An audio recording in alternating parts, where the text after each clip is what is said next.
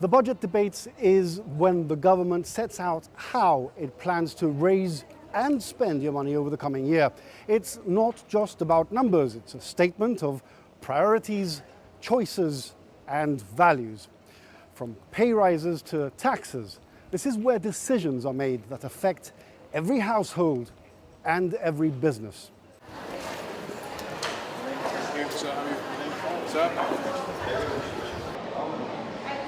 Announcing the public sector pay measures in Parliament, Chief Minister Fabian Picardo confirmed that salaries under £50,000 will go up by 5%, while those earning between £50,000 and £80,000 will see a 4.5% increase.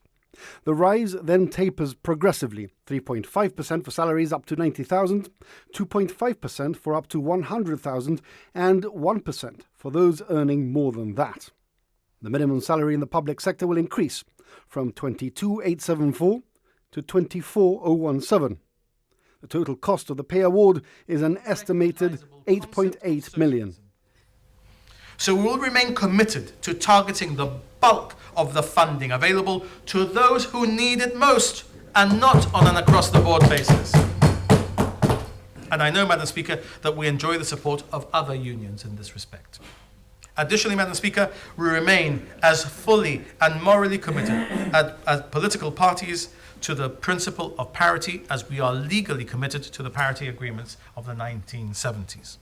Mr. Picardo rejected union demands that could have led, according to him, to individual rises of up to £60,000. He said the government will not borrow to fund pay increases and reaffirmed what he described as the golden rule of socialism, which is to only spend what you can afford. The government will also increase all public service fees, including licence and form charges, by 3% from the 1st of August, in line with inflation. Public sector occupational pensions will rise by 2%, with state pensions and disability benefits also going up 3%. The minimum wage will rise by 60p to £9.50 per hour. Gibraltar has recorded a surplus of £9.8 million for the financial year 24-25, 3 times the amount originally projected. The Chief Minister said this performance demonstrated Gibraltar's financial resilience and good governance in the face of external pressures. Total revenue exceeded £800 million for the first time, with an outturn of £813 million. A new record, Mr. Picardo told Parliament. Despite this, next year's revenue has been conservatively estimated at £773 million, to guard against unexpected downturns. This record highlights that our revenue streams not only continue to recover, but also that we are moving in exactly the right direction after the devastating impact of COVID on our economy. And all of this, Madam Speaker, before the announcement of an agreement of a treaty with the EU, because all of these numbers relate to the 31st of March 2025. Gibraltar's GDP is forecast to hit £3.1 billion this year, up 6.5%, with GDP per capita placing the territory second globally, only behind Luxembourg and ahead of Ireland, Switzerland and Singapore. Mr. Picardo confirmed that £1.5 million of the COVID-related UK facility had been repaid and pledged to continue allocating at least 10% of future surpluses to paying down that debt, this year allocating 15%. He said the decision to delay a long-term fixed-rate commitment until December 2026, made with the UK's support, had already saved taxpayers around £110 million in interest.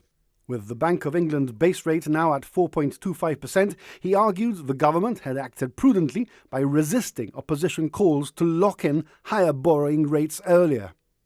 The budget confirmed that Gibraltar's new transaction tax will be phased in over 3 years. The initial rate at 15%, rising to 16% in year 2 and 17% in year 3. An independent mechanism will assess whether the tax should be adjusted depending on distortions between Gibraltar and Spain. To support the business community during the transition, a business transition advisory group will be established, headed by Minister Gemma Arias Vázquez. The committee will include all major business organisation chairs as well as the Attorney General. The committee is expected to report to Cabinet by November on measures to ease disruption. Targeted discounts on business rates will also be introduced for those most affected by treaty terms. Personal tax rates will remain unchanged, with Mr. Picardo reaffirming his government's commitment not to raise taxes during this Parliament. Import duties are also unchanged, with the Chief Minister noting that the upcoming introduction of the transaction tax made any change at this stage inappropriate. And legislation will soon be brought in to raise the minimum legal age of marriage in Gibraltar from 16 to 18, aligning with the UK. Mr. Picardo said the move follows concerns about a recent increase in marriages involving girls aged 16 to 18, which certain groups were seeking to exploit. No marriage licenses will be granted under the age of 18 pending the law change. The cost of the McGrail inquiry has now reached approximately 6.3 million. Mr. Picardo described the inquiry as an extraordinarily expensive exercise and added pointedly, inquiries are obviously very good for lawyers. Meanwhile, personalised number plates have raised 1.6 million in the last financial year, with a further 95,000 already collected so far this year. In closing his speech, Mr. Picardo insisted this was a budget for our people, raising the minimum wage, pensions and disability benefits, while protecting public services in health, education and elderly care. We act always putting Gibraltar first. And that is what our plans do, Madam Speaker. That is what our successful negotiation has done. That is our priority always, and it will remain our priority always. Every time, Gibraltar first. And always ready to give nothing but the best of us each day to our endeavours on our people's behalf. That is what this bill for an appropriation demonstrates from each of our departments and each of our ministries. He said Gibraltar's record GDP growth and fiscal recovery showed that the government had kept the economy steady during turbulent times. In every one of our budgets, he said, we have delivered for working people and will continue to ensure that those who cannot work are properly provided for.